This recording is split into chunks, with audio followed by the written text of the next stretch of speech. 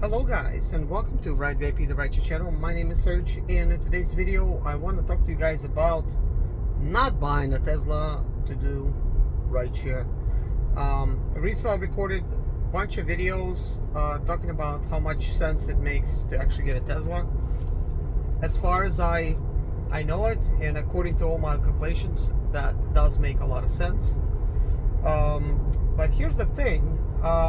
While I'm still growing my personal business, I basically would need to drive that same Tesla to do rideshare. And even though it makes sense to drive a Tesla for rideshare because you save like lots of money per day, like all the calculations that I did is definitely true.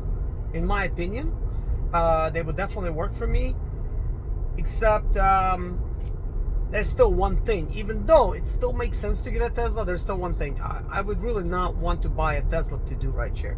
That's like one of those things. I did say it before, I'll say it again. Like, okay, let's see. I'm not gonna get this. What is this? So I'm available. But anyways, it does make sense to get a Tesla for rideshare if you are thinking about doing that, but I'm making all the numbers in my previous videos. If I was to do rideshare, and I was making videos assuming that I still would drive at 400 to 450 miles a day, and I would continuously use that Tesla, then it makes like lots of sense for me to do it, you know, to use it for like rideshare. So in that essence, like, everything's correct. Like, the Tesla Model 3 would make perfect sense, especially if I would get a used one. I've looked into those. I will still get a Tesla Model 3, but I'm going to wait, and I'm going to get it in such a time that I'm just gonna basically get it for myself, for all my personal use. I might do some rideshare here and there with a Tesla if I'm out and about and doing some stuff, because it makes so much sense to get a Tesla Model 3 or any other Tesla for that matter. You know, if you get it cheap enough and you're doing some other stuff to basically afford it. As I've said before, my YouTube channel, just like one of them alone, makes enough money to pay for the Tesla, and that is my main channel. This channel, it's actually doing pretty good too. According to some calculations, this brand new channel is already making me about $200 a month. It has really like skyrocketed when it comes to how much money I'm making from what I was making before, possibly because I'm just staying active at it, and thanks to a lot of you guys that keep watching my videos and commenting and whatnot, that definitely, you know, helps the growth of my channel. So, you know, what I could say is, you know, like, obviously any channel that you grow without viewers, those channels can be dead, you know. So largely, you know, my success in actually making money from these YouTube channels is not because I posted videos, but it's because you guys have watched those videos, and I owe you guys a whole big gratitude for actually watching my videos, and other people that watch my other channels. So that's all well and good, because I've spent lots of time coming up with this content, like putting it out there, spending lots of time, including during my work. Sometimes I'm not available, and I'll record a video. That way I could talk about some things that I feel are important, and maybe it brings value, you know, to some people that watch these videos. Hopefully it does. It certainly brings value to me, because there's lots of ways of looking at things, and it does make lots of sense to get a Tesla. Not any other brand new car though to do rideshare. That still does not make sense to me, because every other car that you get will have so much expenses going towards maintenance, just maintaining it alone, all the diagnostics fees. You're gonna just run into like all this different stuff, and then on top of that you will have to still have a payment, you know, and that right there just makes no sense to me. Now with Tesla, if you get a Tesla, especially if you get a Tesla with 50,000 miles directly from Tesla, you know, they possibly will give you additional warranty. You're gonna probably save like 20 grand from buying it brand new, and with 50,000 miles, it's already slightly used Tesla. You're not gonna be worried as much about the car washes scraping it up, extra things and dents that you're gonna get, some paint chipping that you're gonna get while driving it. it still can last like easily to 350,000 miles, according to all the research that I've done.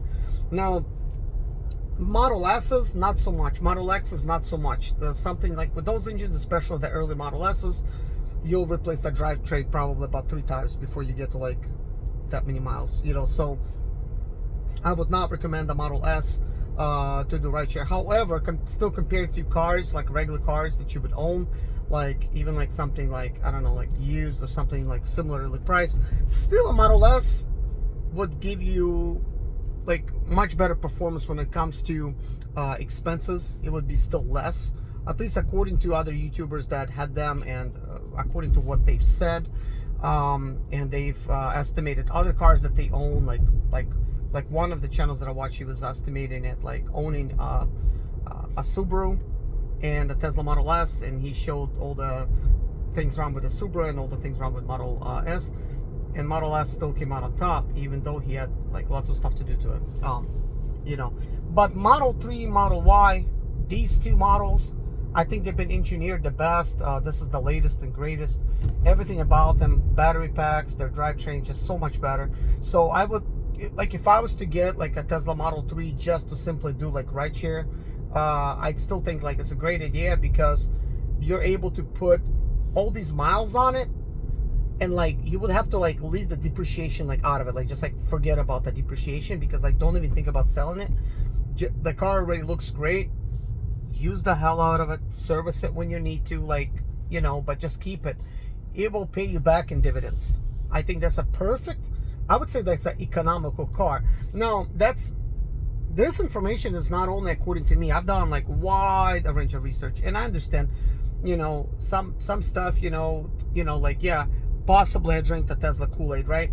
I understand how you could see it that way.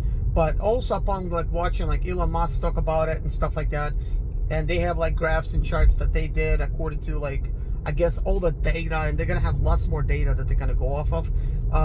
They're saying it's cheaper to own a Tesla Model 3, and they're talking about a brand new one, versus owning a Toyota Corolla. Like, are they lying? Are they telling the truth?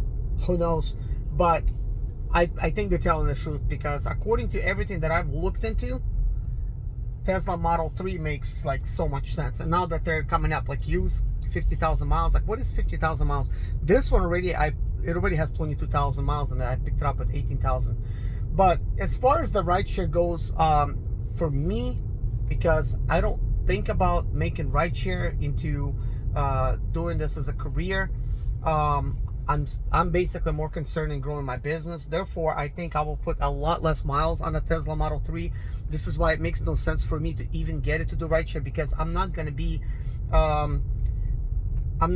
as busy using the Tesla Model 3 to do rideshare, because a lot of my business is going to be basically at home, building a shop. I'm going to be selling used car parts. I'm going to be doing eBay, Amazon, and then if I go to like long distance trips, and then to, you know, like bunch of places where I could find items to resell on Amazon and eBay, Tesla would definitely make a lot of sense for me to do that. So I will buy one in the future. I think that I'm gonna, like, for now, I'm gonna put this kind of like on a back burner. The future may be sooner than later. So don't be surprised if I end up getting it, like, just because I can. It's already gonna be paid for, but I'm looking at other things. I'm thinking like, okay, do I have a garage to park it in? Because if it rains and hails and we got trees all over the place, sometimes tree limbs break off. Like, you know, I get the thing brand new, a tree limb's gonna fall on it or whatever, or hails. You know, I'm not gonna really like that too much. I think I would much rather put it in the garage. So I can't really put it in the garage, and it's just gonna have like pollen build up on. I'm not gonna have as much time to drive it, especially if I'm at home working in my garage or whatever.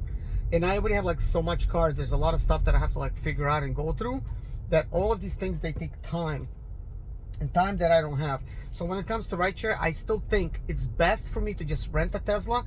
As it, you know, like for me, if I was like, if I knew I'm gonna like work rideshare every single day, I would certainly get a Tesla in a heartbeat, especially if I live somewhere in basically Charlotte, let's say, like, or major city, which I don't. And I could just simply just be home, you know, charge it up, work like half a shift when it's like nice and busy, put on a charger, get a little rest, spend a little time with my family, then go back and work like Uber or something again, I think that would be great. But anyways, guys, I gotta go. Thank you so much for watching. Take care of yourself and see you in the next video. Bye bye.